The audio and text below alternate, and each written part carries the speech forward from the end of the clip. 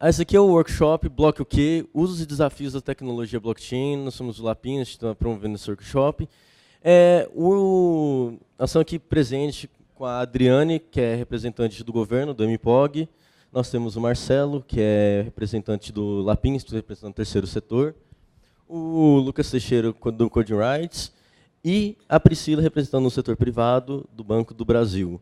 O workshop funcionará da seguinte maneira: nós faremos uma rodada de 3 perguntas, em que a gente quer saber quais são os consensos e principalmente os dissensos que vão aparecer sobre a visão sobre essa nova tecnologia que está aparecendo e que é alvo de tantos rumores e sonhos e especulações. Para começar aqui, antes de começar com essa primeira pergunta, eu queria passar a primeira palavra para a Adriane. É sobre como você enxerga as potenciais aplicações de tecnologia associadas ao blockchain no cotidiano brasileiro. O que você acha que a gente realmente tem capacidade de implementar? Em vista você do Ministério Público, mas lembrando sempre que a pergunta vai rodar para todos aqui.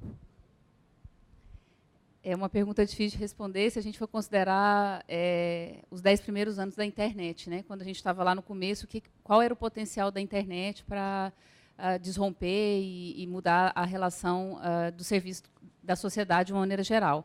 O blockchain hoje eu vejo isso, assim, é muito difícil a gente chegar até onde vai. E aqui eu posso tentar falar das experiências que a gente está tendo de governo, o que já está ajudando agora. Mais recentemente, a gente tem visto a disposição dos órgãos em colaborar. Eu acredito que isso é mais importante. Então, o blockchain, ele tirou as pessoas da área de TI de uma área de conforto, uma tecnologia que realmente agrega características técnicas que não são novas, mas elas, reunidas, trouxe uma tecnologia, uma capacidade de trocar valor por meio da internet que acho que alavancou, né, o potencial disso ser explorado.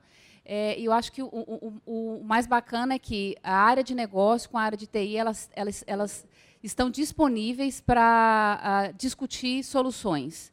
E isso, mais imediatamente, é o mais importante. É quando a gente vê que os órgãos eles estão disponíveis numa mesa para discutir solução de Estado, e não solução de um órgão. E isso traz uma experiência para o cidadão, no uso do serviço público, que eu espero que seja mais agradável, né? Mais fácil de utilizar, que não fique da forma como a gente está hoje, onde cada órgão preocupa em resolver sua solução tecnológica num nicho, em silos, e o ônus da interoperabilidade ou o ônus da complexidade do serviço fica todo relegado ao cidadão. Então, o que eu vejo isso, e o que a gente tem, as experiências que a gente tem tido de governo, de explorar a tecnologia, por exemplo, com relação à circulação de veículos, acompanhar o ciclo de vida de veículos. A gente já fez uma prova de conceito pequena de gestão de identidade, né? E que incrível seria se a gente pudesse entregar para o próprio cidadão a gestão da sua própria identidade, né? Já que o dado, a informação do cadastro cidadão é dele, e não é nem de um órgão X, nem de Y, e nem do Estado como um todo. Então, isso é um grande potencial. E a questão de viabilizar a troca de informações na própria administração pública, né? Isso é um problema mais cultural do que tecnológico, do meu ponto de vista, mas eu vejo que a tecnologia ela pode facilitar esse intercâmbio de informações também.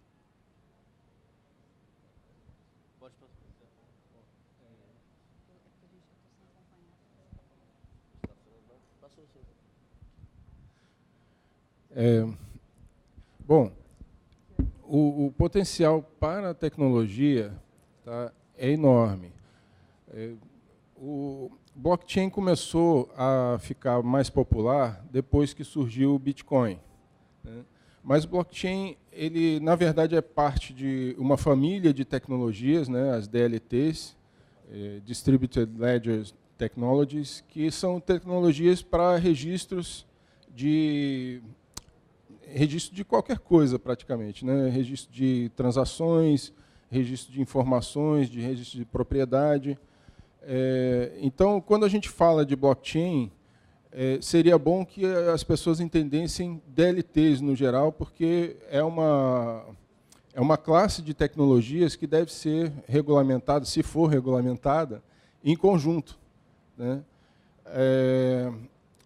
Essas tecnologias elas servem para registro em geral. Então, você pode ter registro de propriedade de imóveis, por exemplo, registro de patentes, registro de propriedade industrial, propriedade intelectual no geral, artística, né?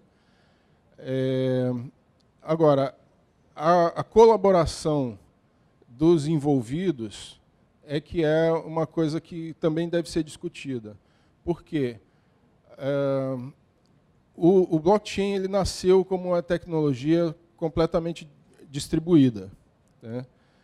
E, ultimamente, ele tem ganho algumas acepções um pouco diferentes, em que você utiliza blockchain dentro de um contexto de uma única empresa ou dentro de um contexto de algum órgão governamental.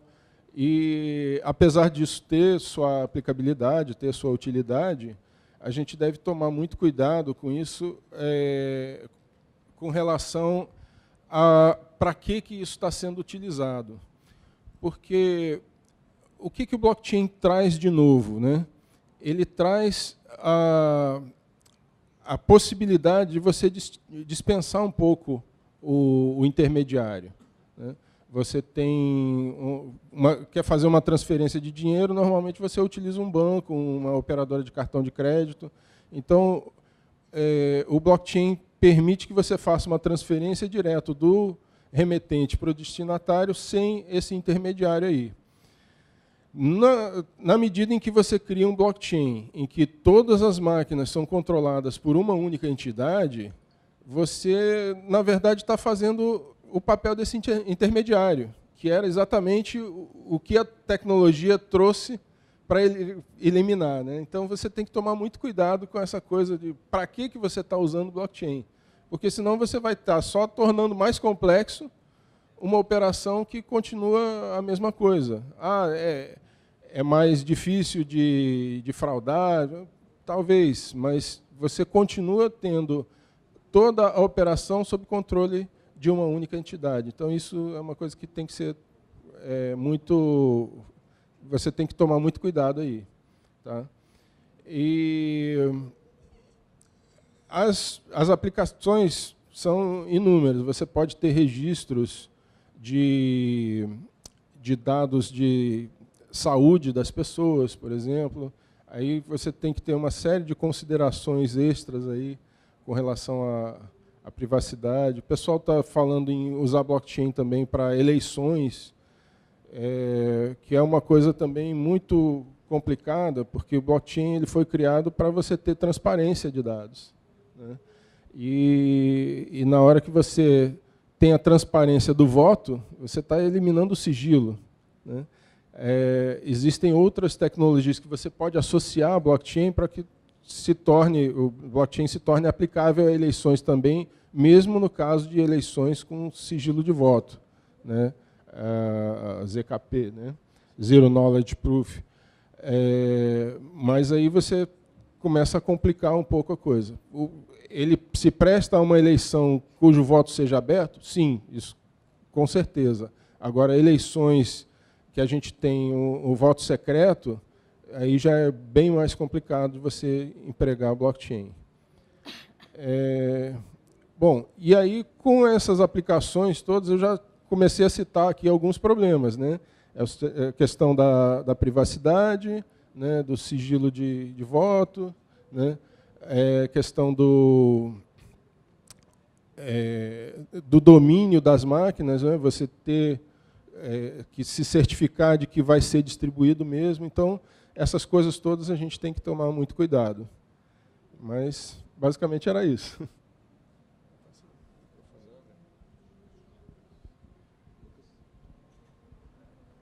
Oi, bom dia. Como ele apresentou, sou o Lucas Teixeira, trabalho na Coding Rights, que é uma organização liderada por mulheres que busca trazer debates em torno de tecnologia, política, de forma também, entre outras coisas, a explicar conceitos para as pessoas. Eu não sou da área de finanças, e aí vou focar mais no blockchain em si e em promessas, coisas que ela pode trazer. Para começar, a tentar explicar rápido quais são as inovações realmente do blockchain, né? O que é um blockchain? É como se fosse um grande computador global distribuído que gera consensos descentralizados. Então, a primeira blockchain famoso, que gerou o nome blockchain, foi o do Bitcoin, né, que seria uma moeda onde não existe, como existe tradicionalmente, um banco ou uma entidade que controla o valor dessa moeda, emite. Ela é emitida por todos os computadores que participam dessa rede. E aí, dessa forma, você consegue manter, além da questão monetária, como o Marcelo falou, um registro, né, o ledger, um livro-razão, enfim, um registro mantido por todos que não pode ser corrompido, de acordo com certos princípios matemáticos e pelo fato de vários computadores de donos diferentes, interesses diferentes estarem trabalhando juntos, não pode ser violado a integridade desse registro. Posteriormente, conforme foi se verificando as potencialidades dessa tecnologia, criou-se, como por exemplo o Ethereum, que é um blockchain que, além de fazer cálculos de finanças, enfim, de valores e troca de transações de valor, você consegue, com essa mesma moeda, fazer programas de computador. Então, essa rede descentralizada de computadores no mundo todo, além de fazer cálculos para ver quem deve para quem pagou para quem, quanto cada um tem na sua carteira, você pode rodar instruções de computador bem simples e encadear elas de forma a fazer programas de computador que rodam nessa grande, para usar essa palavra, nessa nuvem, né? Então, isso traz possibilidades muito maiores, e acho que é em torno desse conceito que as grandes promessas de disrupção também, de inovação do blockchain vêm, né? E o que gerou uma comoção, todo um hype, né? Todo mundo falando que usa blockchain para isso, usa blockchain para aquilo. E aí tem até o tweet lá que falou que agora tem que criar um cargo chamado, sei lá, Unblockchain Officer, que é uma pessoa que você vai fazer o projeto e vai falar, não, você não precisa de um blockchain para isso. Porque as pessoas querem, de repente, substituir todas as tecnologias que já existem pessoas que sabem usar, qualificadas, enfim, tentar encaixar blockchains no meio, porque é uma palavra que realmente pegou, e por ter realmente promessas muito, muito boas para o futuro, as pessoas tentam encaixar em tudo. Mas aí o Marcelo trouxe esse ponto já, assim, de que é uma rede descentralizada e a função dela é eliminar intermediários. Então, você pode fazer transações ou rodar programas de computador que seriam os contratos, né, smart contracts, sem alguém intermediar você, e por essa rede toda de uma forma que há um consenso em que os computadores não confiam uns nos outros. Existe esse conceito de trustless. Você consegue colaborar com outras pessoas que você não conhece, que estão espalhadas ao redor do mundo, e que você não confia nelas, e o algoritmo que todo mundo está rodando faz com que as pessoas entrem em um consenso, quer elas queiram sabotar ou não. Assim, é muito difícil você conseguir colocar maçãs podres o suficiente na cesta para estragar tudo e você mudar o valor que alguém recebeu, ou o que o programa vai rodar no final das contas. Então, uma característica que é muito importante da blockchain para ela oferecer tudo que ela tem, é ela ser descentralizada, ser distribuída, enfim, transcender barreiras e fronteiras, e é o que traz questões para a regulação também. Bom, sobre um dos tópicos, né, que seria, por exemplo, a votação, como também o Marcelo trouxe, existem várias questões em aberto no blockchain. Na tecnologia, ela ainda não é muito madura, principalmente essas que trazem inovações como votação, organizações descentralizadas. Ainda está sendo feito testes, né, que é uma rede que está rodando ao vivo agora, enquanto a gente fala, as pessoas estão encontrando problemas, os contratos estão falhando, as pessoas estão reescrevendo, está tendo acidentes, e como a rede Bitcoin seria uma rede muito mais madura, em que as transações ocorrem, que a gente pode ter uma solidez maior do que esses blockchains mais sofisticados, por enquanto. Mas, com relação a votações, até o próprio professor Diego Aranha, que é uma pessoa que estuda urna eletrônica, estuda votações, falou no artigo na Folha de São Paulo que ele também não acha que daria para pegar o blockchain e fazer uma votação no blockchain, que ele poderia substituir alguns processos, gerando mais integridade no processo de votação em sistemas internos usados pelo TSE, por exemplo, do que ter imediatamente um aplicativo no celular onde você possa votar e tudo mais. Eu creio que o meu tempo está terminando agora.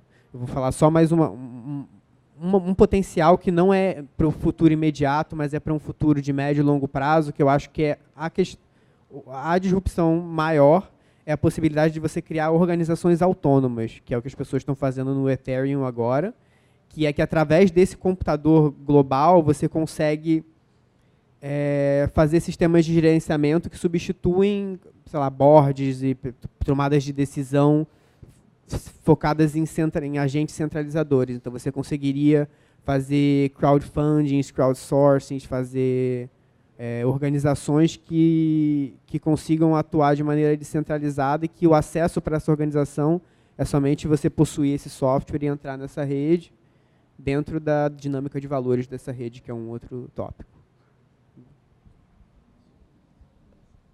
Bom dia, eu sou Priscila, né? Eu trabalho na tecnologia do Banco do Brasil. Eu trabalhei lá de forma dedicada durante 11 meses, só na pesquisa, exploração e qual o potencial. E realmente, porque às vezes quando a gente ouve falar de blockchain, fica só falando, mas lá a gente já implementou algumas poucas, eu vou estar falando. E além do meu trabalho com blockchain no Banco do Brasil, eu também sou estudante de mestrado da UNB, na área de segurança da informação. E meu interesse lá é pesquisar também o potencial que essa tecnologia pode ter no sentido de nos ajudar em características de rede como redes de IoT, que são redes por si só, são distribuídas e pode ter características que adaptações na arquitetura de blockchain ou distributed ledger, como queira chamar, podem trazer vantagens e podem ser desenvolvidas novas soluções.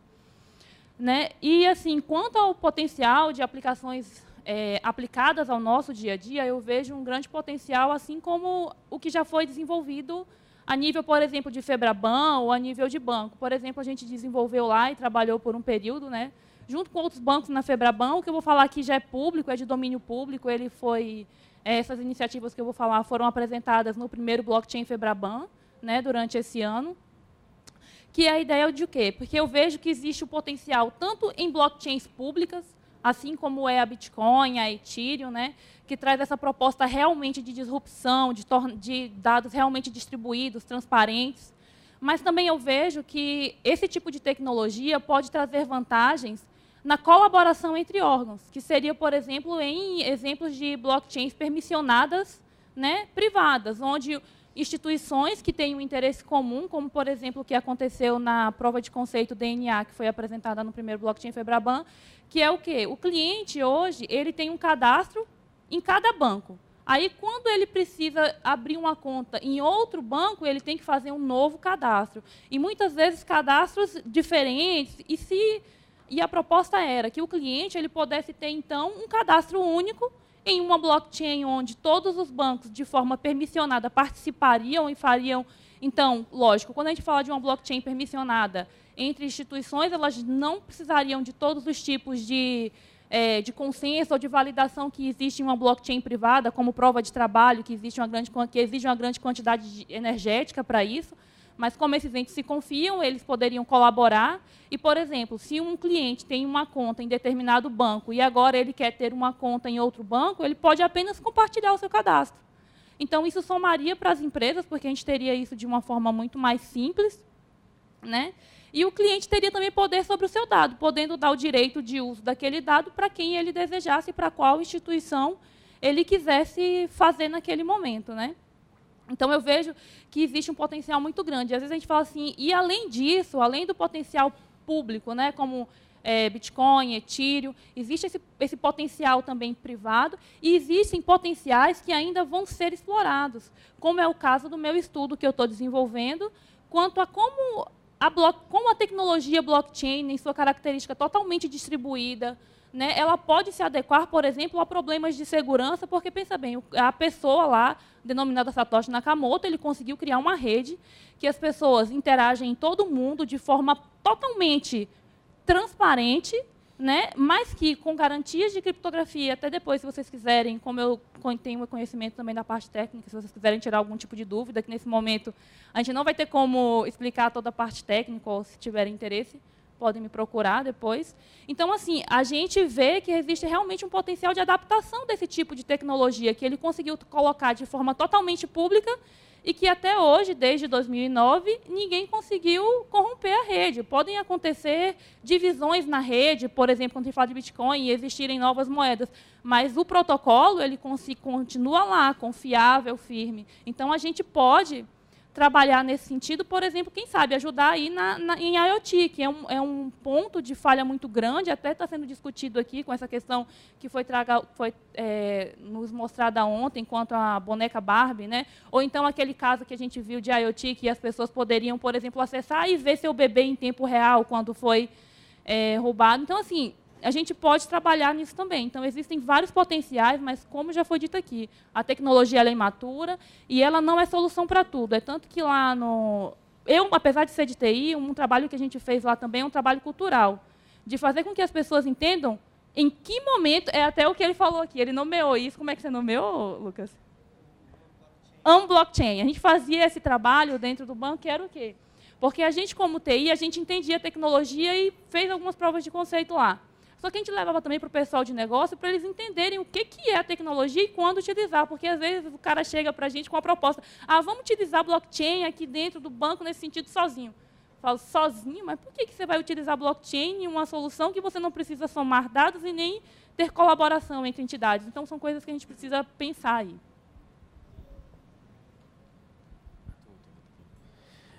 Passado agora esse primeiro momento, só lembrar que aos participantes que estiver acompanhando pela internet, vocês podem participar e mandar colocações, inclusive perguntas que vão ser feitas no final. No Twitter, só colocar a hashtag FórumBR, que a gente vai estar acompanhando e teremos as perguntas e comentários aqui.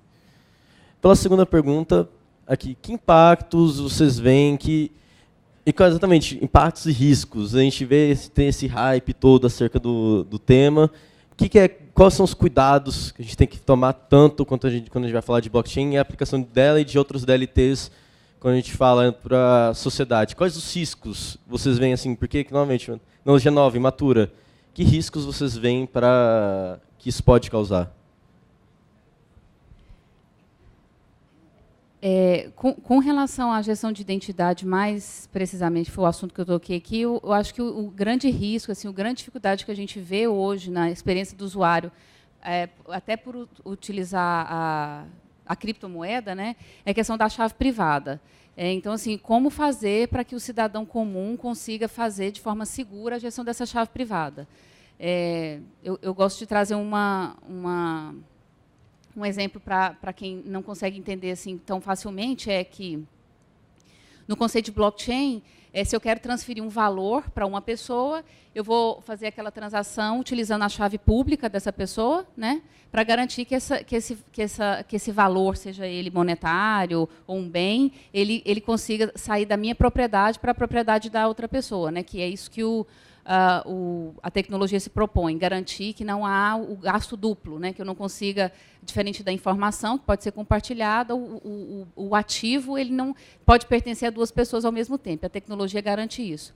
Então, para que a gente garanta isso, a gente faz por criptografia simétrica e tem essa questão da operação da chave, dessas duas chaves, né? Então, a chave pública, eu costumo dizer que é como se fosse o número da conta da pessoa, né? Então, qualquer um aqui pode ter o número da conta da pessoa. Se você quiser transferir dinheiro, eu posso publicar a minha aqui, vocês fiquem à vontade, não tem problema nenhum. O problema é a chave privada, é você administrar a chave privada, que seria a senha, né? A senha para você ter acesso a essa conta e aí dali tirar valores ou transferir valores. A administração dessa chave privada, eu vou me restringir a isso daqui para que os demais possam falar dos outros assuntos, eu acho algo muito difícil. Para a gente que é de TI, até para operacionalizar soluções de TI com esse tipo de tecnologia é complexo. E eu tenho experiência, não sei quem de vocês aqui já tem Bitcoin ou alguma criptomoeda para conhecer a experiência. Quer dizer, num público aqui, falando de Bitcoin, nesse público inteiro aqui, eu vi 3 mãos levantadas, 4. Então, vamos colocar 10 pessoas. Não é algo fácil. Eu sou uma pessoa de TI, e mesmo de TI, assim, eu falo que às vezes eu estou perdendo dinheiro por preguiça de mexer, porque dá preguiça, do tanto que é difícil, você é inseguro, né? São vários fatores de autenticação, e administrar isso não é fácil. Então, acho que o primeiro impacto que a gente tem da tecnologia é a questão da usabilidade, tornar isso fácil. Essa é a primeira questão que eu coloco, vou democratizar para os demais. Pode ir? Eu queria muito falar assim, os riscos assim de usar a tecnologia no sentido assim, primeiro, garantir a tecnologia, a confiança, ela é garantida por meio da tecnologia, né? Então, a confiança na própria tecnologia, a confiança para que tudo funcione, você tem que confiar naquele algoritmo que está implementado. E o que é aquele algoritmo, né? Então, assim, exemplo das DAOs que o Lucas citou, né? A gente já teve um mau exemplo, que como se tratava de um código aberto, esse código foi invadido e o hacker roubou uma quantia enorme da DAO e o projeto foi inviabilizado. Daí surgiu o Ethereum, né, que foi um fork que fizeram a partir dessa DAO, e daí surgiu o Ethereum, que a rede, continua a rede, desconsiderando esse roubo, né? Mas o que é uma criptomoeda? A criptomoeda, e aí ela continuou no outro fork também, porque assim, tem gente que acredita o seguinte, se a pessoa ela teve a capacidade, e se ali a lei é transparência, e que as pessoas tenham acesso a tudo que acontece de forma transparente, se aquela pessoa conseguiu se apropriar dessa informação e conseguiu trazer algum bem para ela, é mérito dela, então eles não concordaram com o fork do Ethereum que isolou essa pessoa, já que eles alegam que o código foi explorado e foi corrigido graças a essas pessoas. Então, assim, é muito democrático e muito controversa a tecnologia. Essa liberdade e a transparência, ela às vezes tem uns vieses assim que você pode permitir que a má-fé prevaleça e tem que ter um cuidado muito grande com relação a isso. Em contrapartida, ela traz um potencial de desintermediação e de confiança entre as pessoas por meio de algoritmos, né, que, ao invés de contratos, que facilitam e que transformam as transações de uma maneira muito mais rápida e muito mais barata. Tem uma informação aqui de que, por exemplo, as remessas transfronteiriças, que parece que acabaram de ser proibidas pelo Bacen, elas, num valor da forma tradicional que ocorre, elas custam em torno de 8% a 10% do valor que você transfere, né, para outro país. Em Bitcoin, esse valor se torna, em média, 2% no valor da transação. Então, a gente já tem uma informação prática de que o valor da transação ele fica muito menor e o tempo, né, já que você tira os intermediários e toda a necessidade de compliance da transação, o tempo para operacionalizar essa transação fica muito mais rápido. Essas são as vantagens, em contrapartida das desvantagens. Eu citei alguns dos riscos, né, que a tecnologia pode trazer, quando eu estava falando do potencial. Um deles é essa questão da não distribuição do blockchain em computadores de diversos interessados, né? A Priscila falou aqui da utilização de blockchain pela Febraban, e eu acho isso interessante, tá? É uma aplicação bacana e tal, mas a gente tem que tomar muito cuidado, porque no caso aí da Febraban, você tem diversos bancos e os bancos, em geral, tendem a ter muito cuidado com essa questão de segurança e tudo mais, mas em outras aplicações em que você tivesse uma associação de entidades, tá, dominando um blockchain em particular, e as entidades fossem saindo dessa associação aos poucos, você poderia ter uma blockchain eventualmente dominada por 2 ou 3 entidades, E isso quebraria o propósito do blockchain, que é exatamente você ter a confiança distribuída. Hoje a gente confia no blockchain por quê? Porque ele é absolutamente distribuído, né? O blockchain da Bitcoin, por exemplo, o blockchain da Ethereum, né? Você tem a blockchain distribuída no mundo todo por computadores de qualquer um que tenha interesse em minerar Bitcoin, minerar Ethereum, minerar, enfim, diversas outras criptomoedas. Mas você tem, por exemplo, a criptomoeda Ripple, não sei se vocês já ouviram falar, mas é uma criptomoeda que é dominada por entidades financeiras também. Então, não deixa de ser quase que mais do mesmo. Você tem operadoras de cartão de crédito que poderiam estar fazendo essa transação, e, ao invés disso, você tem a Ripple, que é uma criptomoeda dominada por associação de entidades financeiras. Até que ponto isso é realmente útil para a sociedade, né?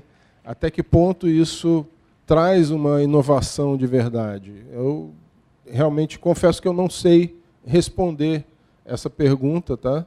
Mas é uma coisa que a gente tem que ter em mente. Tá? Uma outra coisa que a gente tem que pensar é com relação à regulação.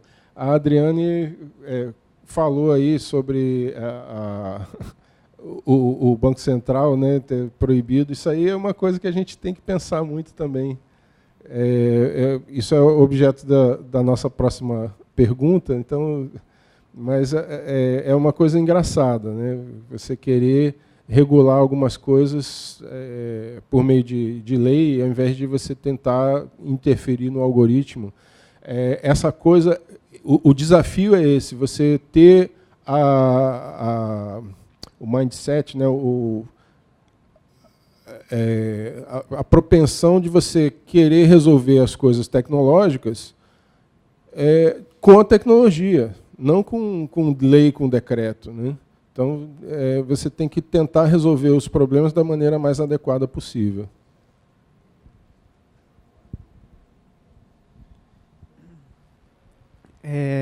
Bom, eu também reflito as preocupações ali do Marcelo com relação a essa questão da descentralização, assim, como um desafio, né, ou um risco. Tem um outro tweet famoso de um pesquisador chamado Arvind Narayanan, de Princeton, que ele fala que blockchain privado é só um nome confuso para banco de dados. Assim. Na verdade, as tecnologias, quando você usa um blockchain de forma privada entre nós que se conhecem e estão trabalhando junto em cooperação, e não dessa maneira descentralizada, onde cada um pode participar, às vezes também que você tem que ter uma permissão, ou que você fica restrito para participar ou para ver a rede, isso acaba que tira boa parte das coisas que tornam o blockchain as coisas que as pessoas gostam e traz inovações úteis, assim, no sentido de que o poder do blockchain é você ter pessoas que não estão confiando mais nas outras, gerindo aquela rede, fazendo todos os interesses serem orientados para o bem comum, assim, mas para a rede se sustentar e ter o consenso. Quando você tem nós privados que gerem essa rede, você não traz esse ponto forte do blockchain, que é orientar esse consenso, e você torna muito mais fácil com que esses nós possam conspirar para, por exemplo, alterar coisas na rede ou para simplesmente restringir o acesso a elas e, enfim, agir como intermediários, que é uma coisa que o blockchain está tentando tirar, né, intermediários da forma como a gente faz transações e como a gente se organiza. Dentro da questão dos contratos, né, que seriam esses smart contracts que eu falei antes? São programas que você bota dentro dessas redes como a Ethereum para fazer eles funcionarem dentro ali do computador, e seriam eles que, por exemplo, iriam reger uma organização descentralizada. Você tem uma organização que, em vez de contratos assinados e tomadas de decisão que o diretor ou a board estão fazendo dentro de uma sala, o próprio programa diz como as coisas vão ser organizadas. Então, sistemas de votação, por exemplo. Tem umas blockchains que estão fazendo testes ainda, também é uma tecnologia imatura. Mas das próprias pessoas que estão que estão fazendo a rede funcionar, poderem votar em mudanças no algoritmo geral, que foi uma questão que aconteceu com o Ethereum, que houve esse racha, né, assim. Está acontecendo, sim, também tá. Que quando existe um racha, assim, o jeito, quando roubaram as moedas, não foi um roubo porque existia um bug no Ethereum, foi um bug no contrato. Ou seja, alguém escreveu um programa que iria gerir essa organização e que ele fazia uma coisa que as pessoas não esperavam. Então, a decisão geral foi, vamos trocar o código, todo mundo bota o código novo, e aí a gente recupera isso porque a gente finge que isso nunca aconteceu. Só que isso acaba que destrói um pouco o princípio do negócio, que é as pessoas não poderem controlar o que vai acontecer. Então, existe esse debate, enfim, tanto o Bitcoin quanto o Ethereum racharam e se criaram duas moedas, e é uma coisa que diminui o valor e a utilidade da coisa. Então, uma das iniciativas para contornar esse desafio seriam as pessoas que têm as próprias moedas poderem votar em mudanças que serão feitas no algoritmo que faz tudo funcionar, né? Estou acabando meu tempo já. Eu acho que uma questão que eu acho bem importante, e que até a colega falou, seria a questão de design, assim, de que a gente está tratando de uma tecnologia que até para as pessoas que entendem as metáforas, as coisas que a gente tem na cabeça não funcionam, porque é um contrato, mas não é um contrato porque é um programa de computador e não tem uma assinatura física, mas tem uma assinatura digital que você faz usando a sua chave. E aí os termos começam a faltar, e na hora de você se comunicar com um público ainda maior, é muito difícil você desenvolver tanto design de telas quanto de experiências que façam as pessoas realmente conseguirem utilizar aquele programa, né? Que é natural, que às vezes a gente tem um super sistema que daria muito certo, mas ninguém consegue usar, ninguém consegue se orientar ali dentro e botar dentro da sua cabeça, modelar o mundo que está ali digital de uma forma que ela consiga interagir. E para isso, principalmente, eu acho que é necessário variedade de pessoas que trabalham com design. A gente tem um mundo tanto de programação quanto de design predominantemente masculino, predominantemente branco, predominantemente de certas classes sociais, e é uma das questões que no contexto brasileiro eu acho que vai ser muito importante de envolver mais grupos para esses programas de interfaces serem utilizados. Tinha mais, mas com o tempo. Falando assim, quanto à questão... Tá saindo a voz? Tá. Falando assim, quanto à questão de impactos, eu vejo aí que um grande impacto que tem é a questão da gente pensar em um novo tipo de paradigma. Um paradigma, né, que foi tornado possível através de que a gente não tem mais a intermediação, né, a ideia de não trazer essa intermediação. E eu reitero o que eu falei no início. Eu vejo o potencial na tecnologia, tanto na parte pública, que vamos dizer assim, seria ali a blockchain pura, que nem a blockchain Bitcoin, a blockchain Ethereum, mas eu também vejo um grande potencial de colaboração entre entidades. Por exemplo, eu vou dar um exemplo prático aqui, que foi uma outra POC, uma prova de conceito que a gente fez, e foi apresentada no CIAB, que qual que era a intenção, por exemplo, só para deixar claro como, por exemplo, entidades poderiam colaborar e isso realmente ser bom para ela, mesmo que seja em uma blockchain privada permissionada, né? Por exemplo, hoje a gente tem um problema que muitas vezes uma determinada pessoa ela comete uma fraude em um banco. Esse dado ele precisa ir, por exemplo, para algum órgão centralizador, que depois de lá a gente consulta esse dado. Então, a gente pensou em uma prova de conceito que se basearia o quê? A gente criar um cadastro de uma informação de identificação única da face da pessoa. Não é a face da pessoa, é uma identificação como um hash, que seria um vetor biométrico. E a gente compartilhar isso de forma classificada em uma blockchain, em pessoas idôneas, pessoas possíveis fraudadoras e pessoas mortas, que também acontecem fraudes, às vezes, da gente abrir conta ou até benefício para uma pessoa, por exemplo, que já faleceu. E essa poderia ser, por exemplo, um caso que poderia haver colaboração até, inclusive, da base original, que seria cartórios e setor como o INSS em si. Tá? E a ideia era essa, porque, por exemplo, vamos falar na parte mais de fraudadores. Hoje, o cara abriu a conta no banco, sei lá, no banco X, né? E ele cometeu a fraude e essa pessoa identificou que ele é um possível fraudador. Quando a gente pensa em uma base centralizada, eu tenho que pegar esse dado dessa pessoa que hoje foi classificada como um possível fraudador, se existisse, até onde eu sei, não existe exatamente desse jeito hoje, mas eu mando, por exemplo, para um órgão intermediador, que ele faria a persistência desses dados, e depois de algum tempo, porque ele teria que ter o tempo de processamento dessa informação, colocar na base e eu ir lá pesquisar, até porque teria o tempo também das outras entidades somarem esses dados na base e eu ter essa informação. Por que a gente pensou em blockchain? Porque a gente pensou assim, poxa, com blockchain, todo dado que você coloca na blockchain está assinado. Então, se determinado banco, você garante o não repúdio, né, por causa da assinatura digital. Então, o cara assinou com o certificado dele. Está lá que foi aquele determinado banco X que informou. E como todas as entidades, banco, fariam parte de uma mesma blockchain, a gente teria essa informação, por exemplo, em tempo real, ou só o tempo de consenso na rede, e não esperar às vezes 30, 60 dias, sei lá, dependendo de se a gente tivesse uma base dessa. Então, eu vejo assim, realmente um grande potencial. O público está aí, né? Bitcoin ela tem um grande potencial, Ethereum, Smart Contracts tem um potencial. Eu vejo esse potencial também quanto à colaboração entre entidades.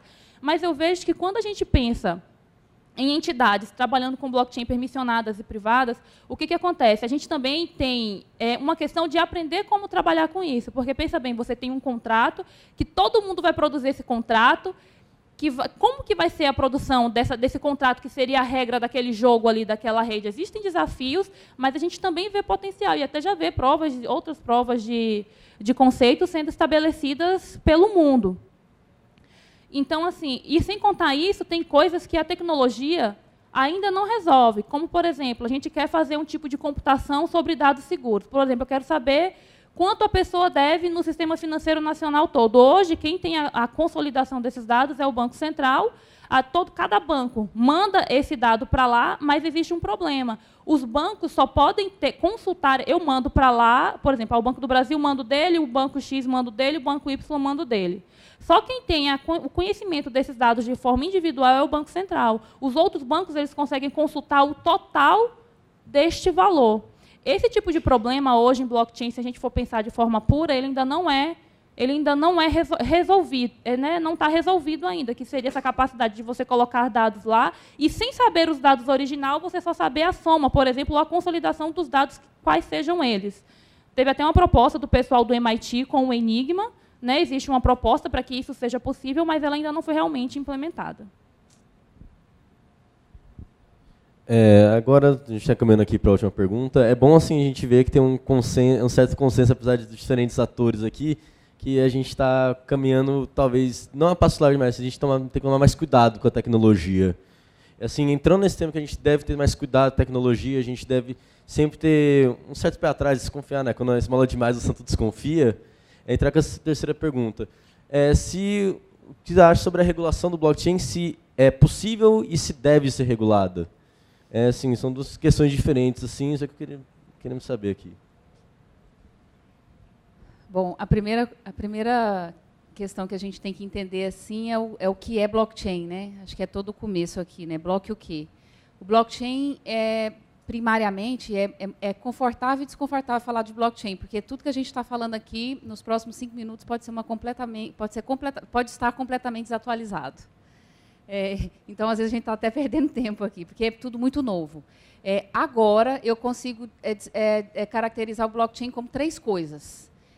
O blockchain ele pode ser uma criptomoeda, e aí ele seria regulado pelo Bacen. O blockchain ele pode ser uma ICO, né, uma oferta inicial de moeda, assim como a gente tem uma oferta pública de ações, e aí ele seria regulado pela CVM. E a gente pode ter um token, que é a tecnologia pura, né? Aquele token ali alimentar um processo de negócio dentro de uma rede blockchain. Você remunerar as pessoas que vão fazer o processamento, seja ou pelo algoritmo determinístico, né, enfim, na forma de consenso que for definida, mas assim é essa remuneração para processar e estimular com que haja esse processamento do consenso descentralizado. Então, assim, o que eu tenho para informar é que e essa dinamicidade do assunto, a gente tem hoje uma divulgação do Bacen sobre criptomoeda e, pelo que eu consegui entender aqui, parece que eles estão proibindo as remessas transfronteiriças quando você tem câmbio, né? Então, transferir um Bitcoin para outra pessoa não há problema, mas parece que quando você liquida e tem uma operação de câmbio, isso aí tem alguma restrição. Aí, agora, aqui falando como a Adriane, né, até porque o Ministério do Planejamento não tem atribuição de criticar as ações do Bacen, assim, eu fico preocupada assim, como controlar isso, né? É algo que eu, Adriane, não consigo entender como seria controlada essa restrição.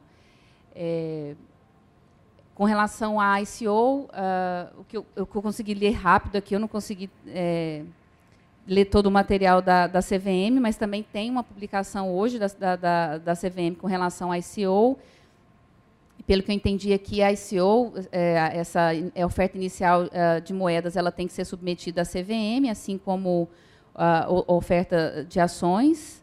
E aí tem alguns casos de dispensa que estão previstos no artigo aqui da instrução 400. E isso, acho que é uma atribuição do órgão no sentido de proteger o cidadão do abuso, às vezes, da tecnologia.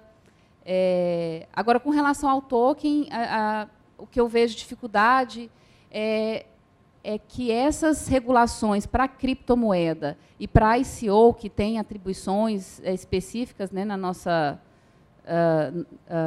estrutura aqui de Brasil, a minha preocupação é elas invadirem, né, sombrearem e restringir o uso do token. Essa é a minha grande preocupação.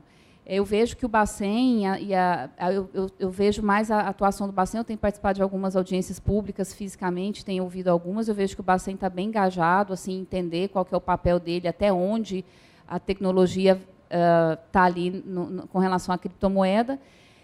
E a minha preocupação, eu acho que deve regular, enquanto isso representar um risco sistêmico e isso tornar o cidadão brasileiro, de alguma forma, desprotegida. Apesar de eu achar que o conhecimento, nesse momento, né, das pessoas que estão relacionadas com a tecnologia, que estão investindo, assim como em qualquer outra operação financeira, é o mais importante.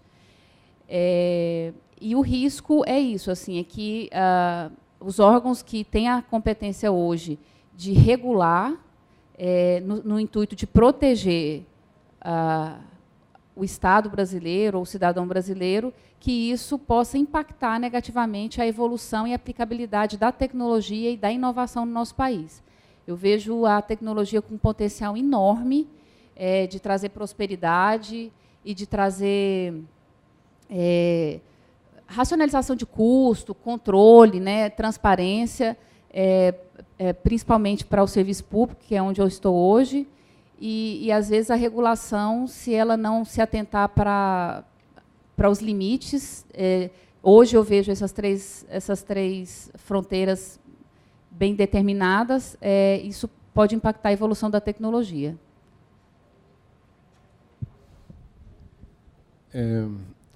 Eu acho interessante essa posição da Adriane, que eu compartilho, inclusive, mas a gente deve ir além da questão financeira, né? Financeira, econômica.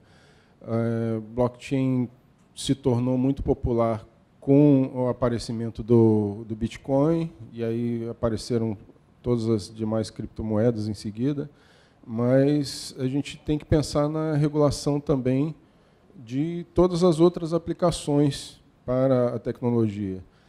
E nesse particular, eu acho que a gente deve pensar não só em regulação de blockchain, ou no caso de DLTs no geral, porque regulação não pode ser restrita a um tipo de tecnologia específico, né, e sim a classe de tecnologias, que é a DLT, Mas essa regulação deve ser feita para cada tipo de aplicação.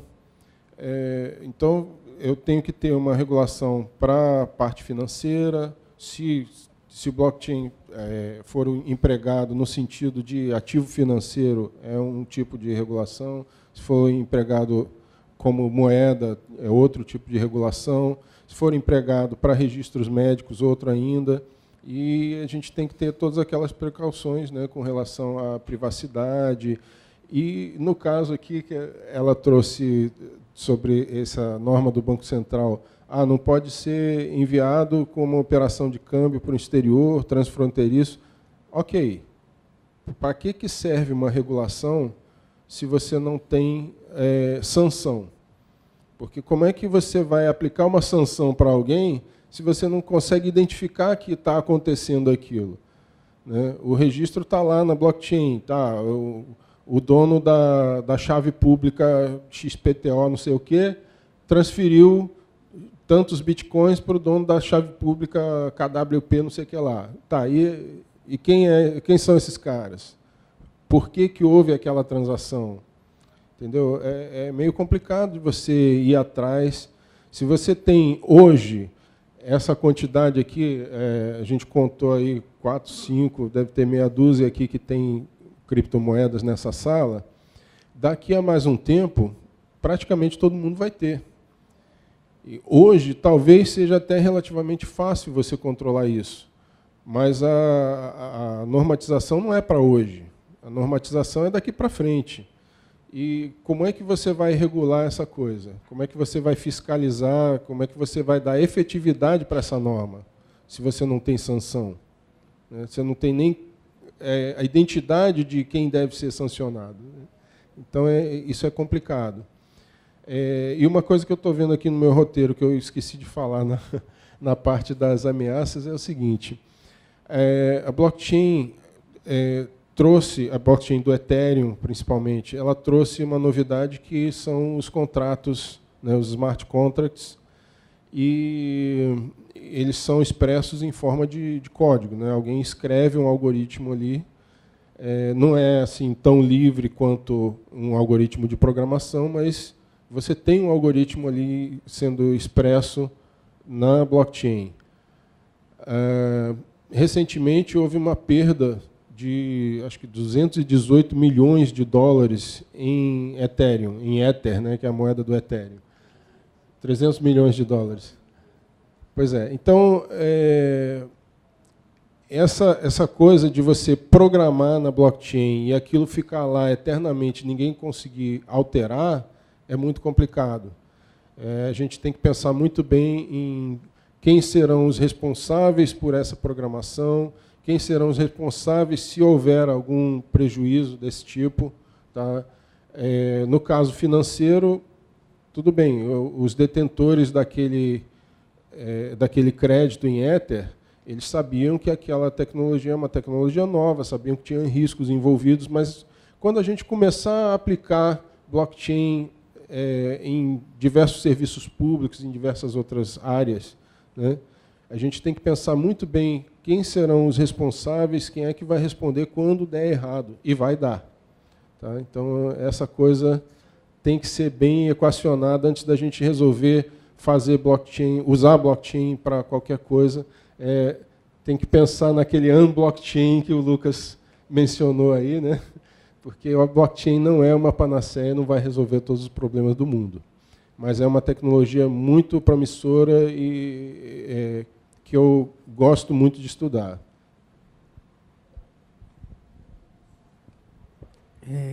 Bom, vou aproveitar no começo também para falar, que acho que é bem central também nessa questão de regulação, o que é um ICO, né, que foi mencionado, na verdade, o que pode ser.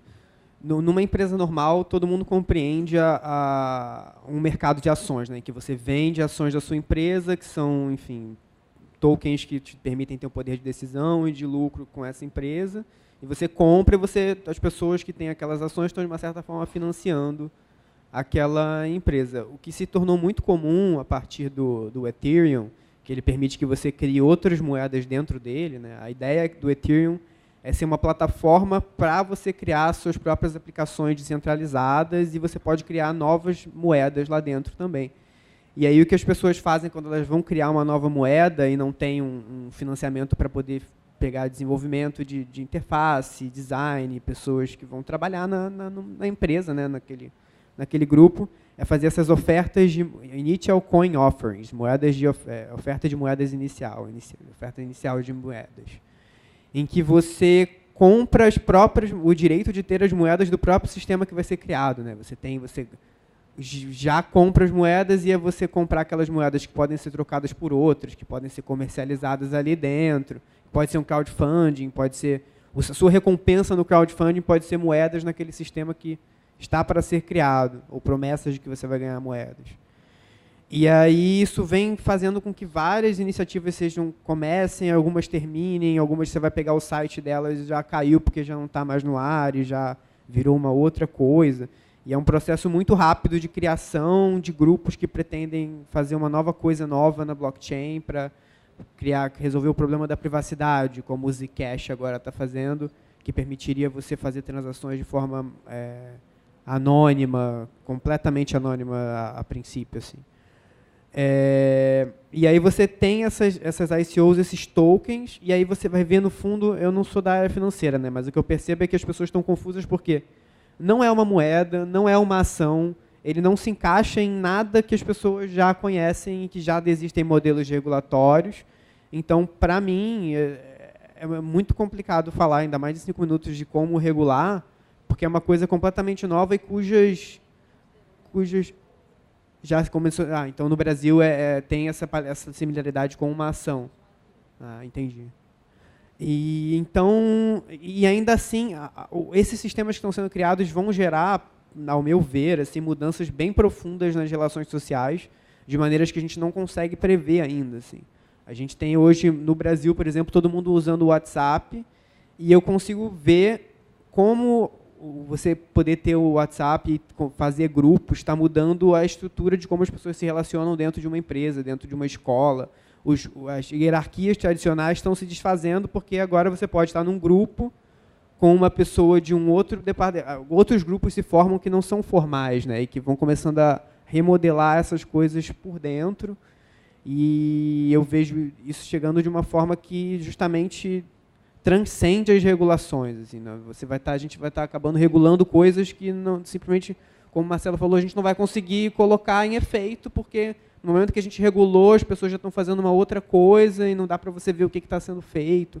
Então, para mim, é uma área bem difícil de falar, assim, dar um caminho certo, a não ser de que a gente tem que ter cuidado com o que a gente realmente quer colocar no blockchain, se a gente precisa, se a gente vai adotar uma tecnologia que a gente, de repente, vai transformar tudo em blockchain, mas conseguir pessoas que saibam blockchain é difícil, a gente vai ter que repor sistemas, botar novos roteadores da internet das coisas, porque está chegando várias coisas agora estão conectadas quando, na verdade, talvez elas nem precisassem estar, assim. Então, fica só mais esse sentimento de não saber exatamente o que está vindo, de que talvez a regulação acabe correndo atrás de uma coisa que ela não vai conseguir, e que é impossível e que a gente vai começar a ver mudanças que vão, acho que até, de certa forma, elas pretendem acabar com intermediários, com regulações estatais. Você vê por parte das pessoas que desenvolvem o sistema a vontade, muitas vezes, de transcender essas fronteiras, né? As pessoas criando como se fossem verdadeiros estados-nações dentro dessa rede que roda em correntes elétricas, enfim. Minha contribuição, acho que também a questão da privacidade é bem importante, assim, para a gente também não sair colocando o carro na frente dos bois e acabar deixando dados para sempre numa rede que a gente não consegue desfazer. Para a gente desfazer, a gente tem que centralizar novamente uma rede que é para ser descentralizada. Só continuando aqui, eu queria chamar um pouquinho assim, a atenção no sentido da pergunta. Eu acho que ela foi até feita no sentido realmente de provocação, porque se a gente olhar para a pergunta, ela pergunta se a tecnologia ela precisa ser regulada, né? Na realidade, o que eu acho, e concordo ali com o que o Marcelo falou, o que precisa ser regulada em algum momento seja a questão de alguns segmentos desse uso da tecnologia, talvez com uma moeda digital e em algum momento. Porque se a gente for pensar, hoje já existem empresas que desenvolvem a sua proposta de negócio em cima de contratos inteligentes e eles já funcionam. Como para rastreabilidade, como foi dado o exemplo aqui, o Everledger, que você consegue saber a origem de produtos de alto valor, né, com essa rastreabilidade cadastrada em blockchain. Né, existem empresas que já fazem registro de documento, né, registro único de documento em blockchain. Então, assim, a tecnologia em si, não, mas a questão de existem segmentos que talvez sejam necessários de serem regulados. Mas eu compartilho do consenso aqui, foi até uma espécie de consenso, nem mesmo sem combinar, mas é a questão de que, neste momento, eu acho que não é o momento de... E isso eu estou falando aqui como CPF, eu não estou falando... E até porque, em momento nenhum, o banco me escolheu para ser representado. Eu trabalho lá, mas eu estou falando aqui em meu nome, Priscila. Eu acho que, nesse primeiro momento, realmente, não tem como você regular a tecnologia, ou algum, mesmo que seja segmentos de onde essa tecnologia é utilizada, porque a gente ainda não tem ideia daquilo que pode ser desenvolvido ou de que potenciais de negócio a gente pode desenvolver baseado nessa tecnologia. Essa tecnologia ela é muito nova. Se a gente for pensar, por exemplo, na internet, sei lá, tem o quê? 20 anos que a internet se popularizou realmente aqui no Brasil, mas a proposta da internet ela é muito mais antiga, né? Então, assim, a gente tem que pensar nisso, que tem coisas que a gente ainda não consegue vislumbrar. Então, eu creio que, e compartilho aqui da opinião dos colegas, que é realmente muito complexo. Como que você vai definir a regulamentação de algo que você não consegue saber onde é que isso vai chegar? É meio, né, estranho. Como é que a gente vai fazer isso se a gente não sabe onde é que essa coisa vai exatamente, entendeu? Então, é nesse sentido que eu gostaria de falar. Só adendo, inclusive, porque é muito interessante isso, a gente às vezes esquece de questões dos efeitos, né, posteriori. Tem os wallets que guardam bitcoins, e tem agora um projeto de lei, eu não lembro bem se eu acho que é no Senado, sobre herança digital. Que porque, querendo ou não, a gente vai ter que lidar falando, existe um direito de herança ali, existem consequências do direito civil, do direito penal, direito, etc. Tem as questões processuais que vão nascer ali, e que não se pensa, assim, talvez, em vez de regular a tecnologia, essas consequências, isso é muito interessante de se pensar. Mas agora, primeiramente, agradecer muito a participação de todos. A gente vai abrir agora o bloco de perguntas, a gente vai, quem quiser aqui, chegue para o microfone. A gente vai fazer assim, vamos abrir para 2 perguntas, depois uma do Twitter, depois aí se responde esse bloco de 3 perguntas, e aí fica repetindo. Assim, porque questões de tempo também atrasou um pouco. A gente está recebendo algumas perguntas aqui, tanto pelo YouTube quanto pelo Twitter. O Guilherme pergunta, diferentes órgãos do governo poderiam ter um modelo de blockchain híbrido, não necessariamente público, para, por exemplo, rastrear madeira, agrotóxicos, bolsas de sangue e etc.?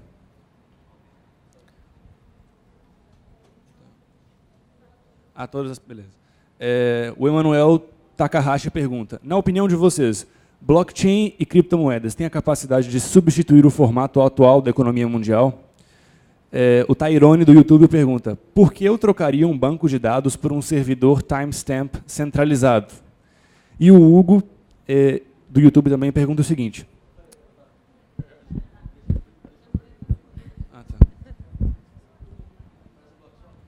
E a última pergunta que enviaram aqui é a seguinte. Recentemente, o Senado americano citou o ICP Brasil como referência de segurança de dados pessoais por conta do largo vazamento que eles sofreram por lá, pela Deloitte e Equifax. A lógica por trás da ICP é muito análoga à própria lógica do blockchain. Para evitar que tenhamos dados vazados, vocês acreditam que poderemos ter o envolvimento mais direto dos cidadãos, de forma que futuro próximo possamos autorizar a tramitação dos dados pessoais sob consulta direta do próprio cidadão?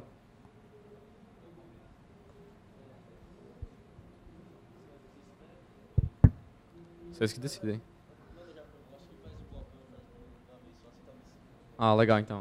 Bom dia, meu nome é Diógenes, eu estou aqui através do programa Youth Fórum BR e eu faço parte do Departamento de Computação e Matemática da Universidade de São Paulo.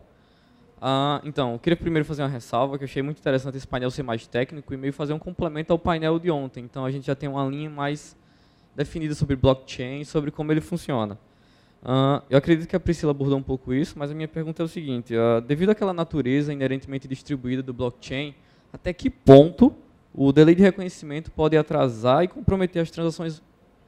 O delay de reconhecimento pode atrasar e comprometer algumas transações voláteis de mercado. Por exemplo, eu já lidei com Bitcoin em alguns sites como Foxbit, por exemplo, e assim, fazendo algumas doações e tal, e realmente demorava e algumas transações chegavam a nem acontecer. Porque você tem o peer-to-peer, você tem que esperar aquela confirmação e toda a verificação. Ou seja, isso para mim que não lido com grandes massas, grandes volumes, é algo tranquilo. Só que no mercado você tem muitas transações voláteis ali que não necessariamente vão ser feitas e vão estar presentes naquele momento ou depois. Ou seja, alguma coisa tem que ser imediata. É isso, obrigado.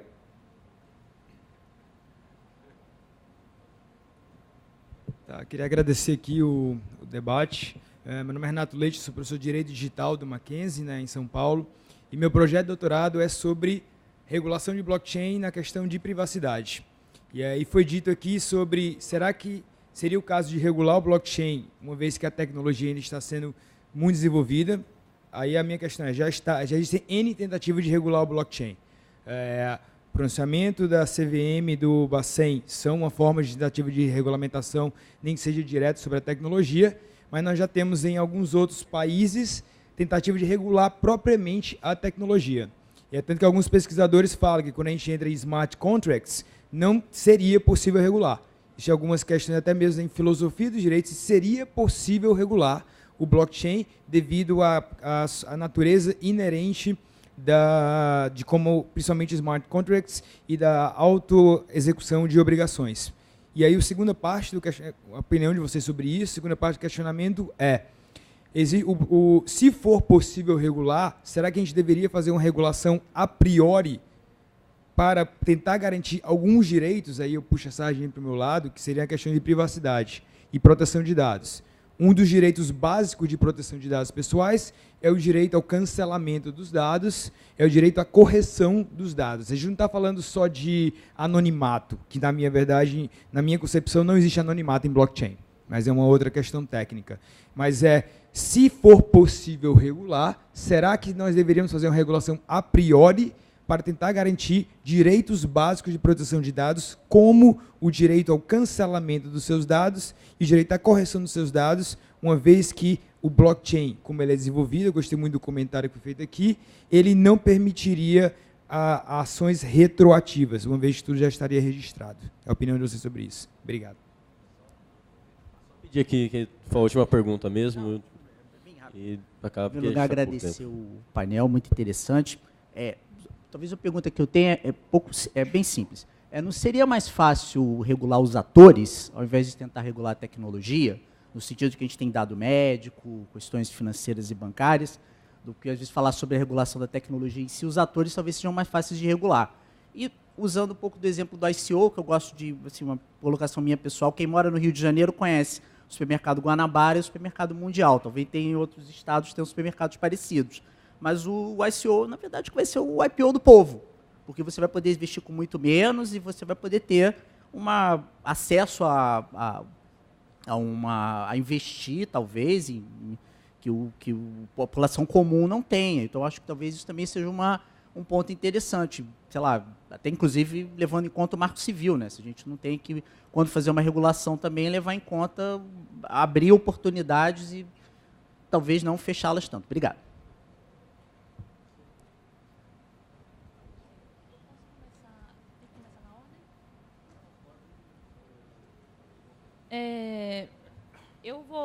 Deixa eu ver aqui as primeiras. Eu posso focar aqui nessas últimas, não tem problema. Tem problema? Tá. Até porque a gente não vai conseguir responder todas, né? Porque senão a gente vai... Tá. Então, assim, eu vou focar um pouquinho nessas últimas perguntas aqui e eu deixo aberto aqui para os outros colegas ali focarem nas outras.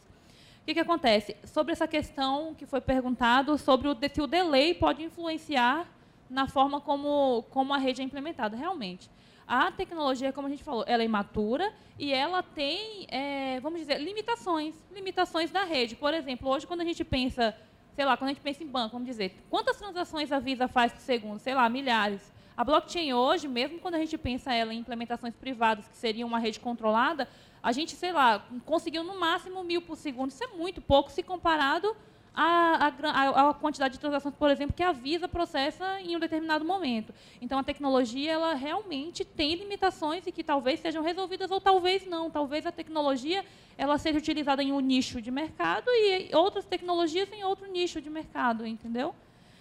Aí o colega fez outra pergunta. Precisamos regular a blockchain, o Bacen, sobre essa questão de regular a blockchain. Na hora que ele me perguntou aqui, ainda não tinha me vindo isso na cabeça. Aí a gente está conversando aqui sobre regular uma tecnologia. A gente não conversa abertamente, tipo, vamos regular banco de dados, vamos regular programa de computador. A gente não pensa nisso. Mas como a tecnologia blockchain está tão intrínseca nessa questão de moedas, a gente fica assim, vamos regular. A gente não pensa, vamos regular a criptografia. A gente não...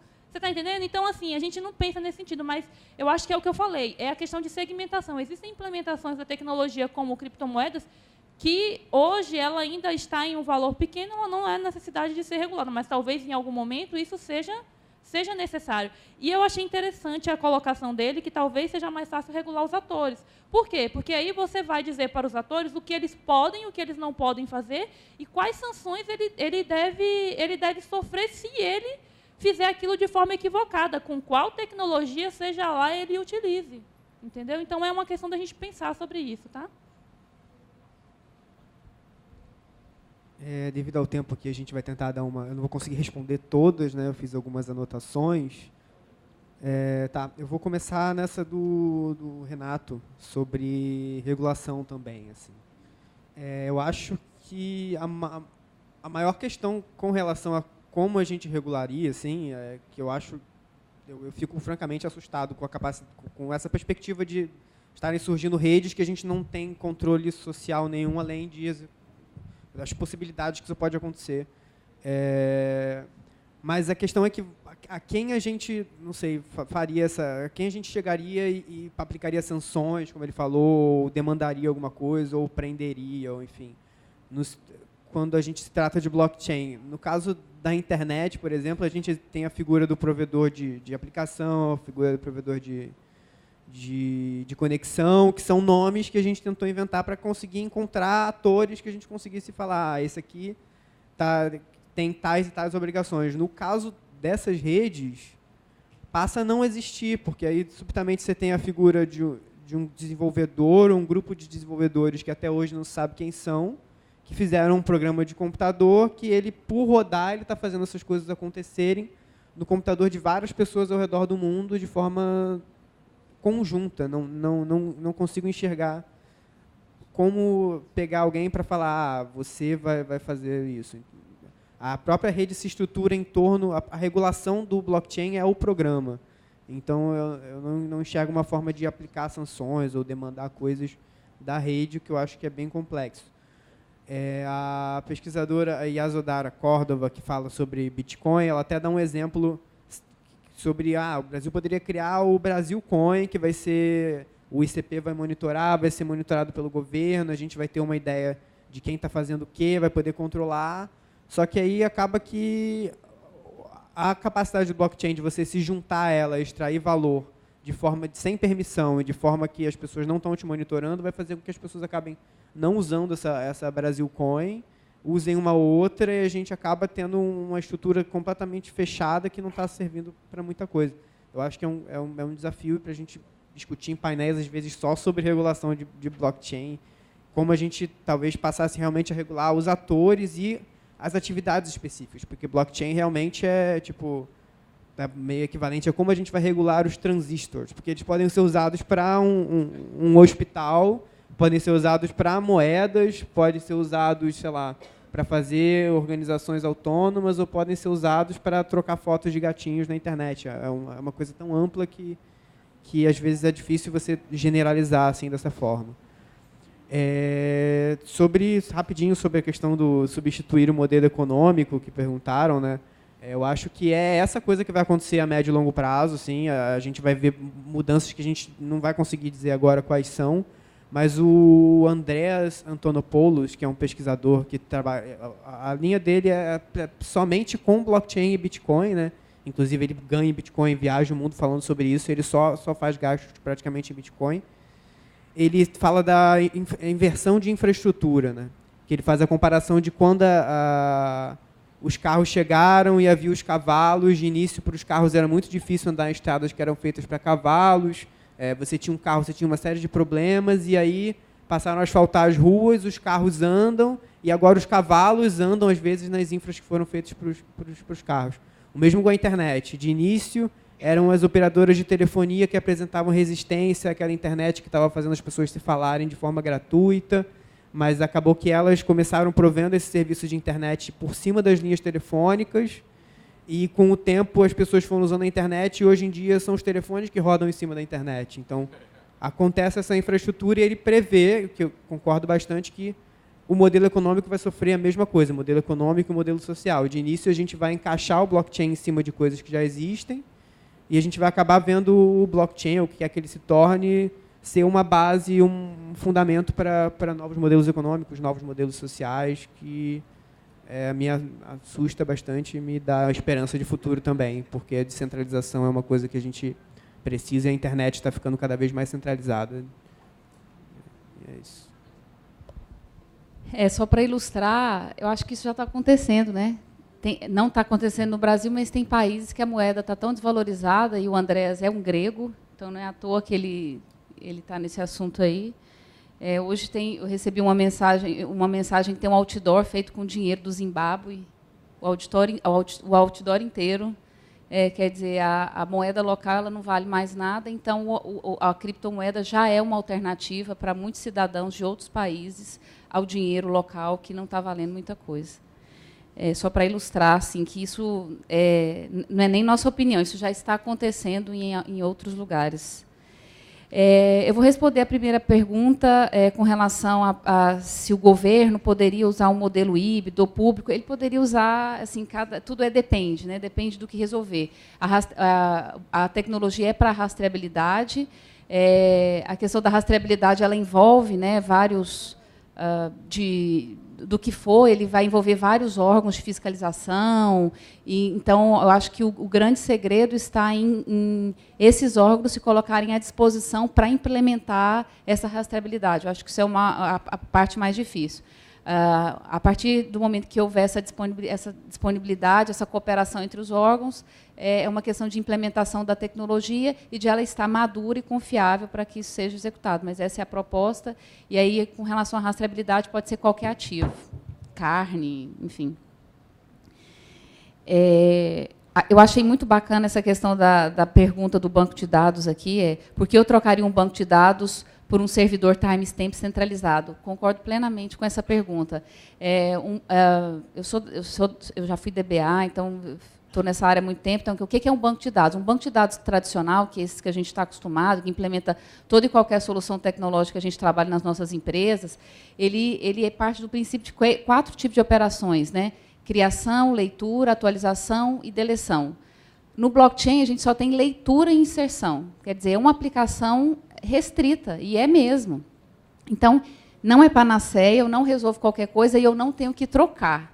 Às vezes, eu tenho que pegar um sistema meu legado e aplicar a camada de blockchain quando a confiança é necessária, quando essa camada de confiança é necessária ser implementada. Isso, às vezes, não vai substituir um sistema de banco de dados, ou, às vezes, alguma solução tecnológica pode partir os dados estarem todos numa rede blockchain e implementar um negócio novo. Então, não acredito que haverá substituições de legado de forma rápida, e até porque uma tecnologia não substitui a outra.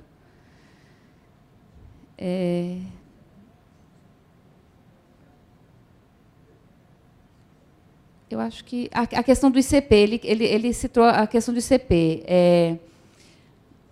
Eu acredito que tem um grupo de trabalho já de blockchain no ICP, ainda não tive a oportunidade de participar, mas eu acho que eles entendem, os órgãos eles estão preocupados em entender assim, qual não só os órgãos, né, acho que o mundo de negócio, o mundo hoje, ele está preocupado em saber assim, qual é o valor que eu vou entregar para a sociedade ou para os meus clientes, considerando agora as novas tecnologias.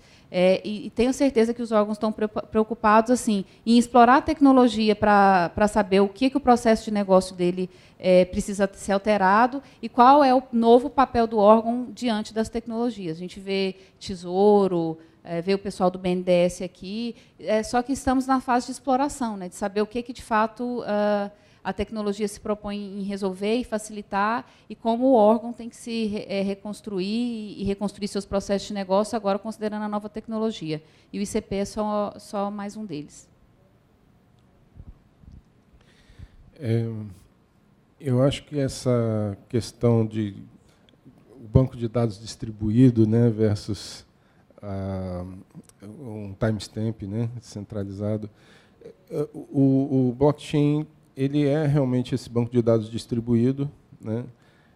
Você não tem por que você trocar um banco de dados central se você não tem essa distribuição entre diversas entidades, né? Agora, a questão que foi colocada sobre colaboração entre órgãos de governo, né? Foi o Guilherme via YouTube que perguntou, para você rastrear madeira, rastrear agrotóxico, bolsa de sangue e tudo mais. Eu acho isso muito legal também. Tá?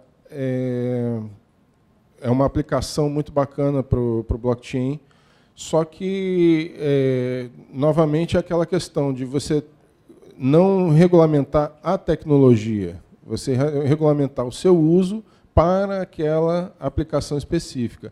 Inclusive, foi perguntado se não seria mais fácil regular em cima dos atores. Eu acho que também não é o caso de regular nem a tecnologia, nem os atores. É para regular o uso.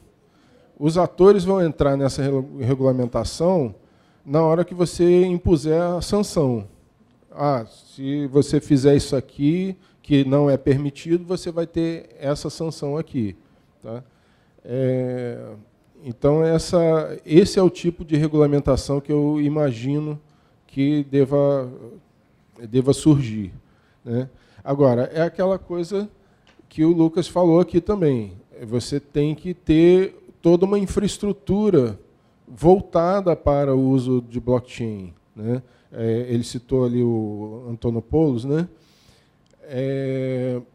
Você vai ter, inicialmente, o blockchain sendo empregado em infraestrutura já existente, mas a gente tem que começar a pensar em o que pode ser mudado na infraestrutura para a gente facilitar o uso do blockchain, para a gente facilitar a fiscalização. Essa norma que o Banco Central baixou agora de não pode mandar dinheiro para fora, tá bom. Enquanto você tem meia dúzia de transações mandando dinheiro para fora, até dá para você rastrear e chegar em quem foi que mandou.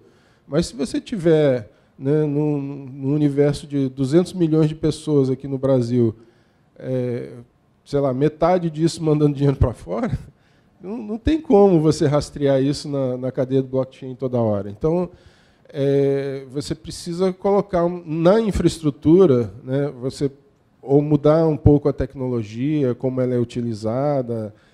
Você tem que ter alguma ferramenta que permita que essa regulamentação não seja absolutamente inócua, porque você simplesmente não tem como chegar a punir quem estiver transgredindo, né, o que foi regulamentado. Não faz sentido isso.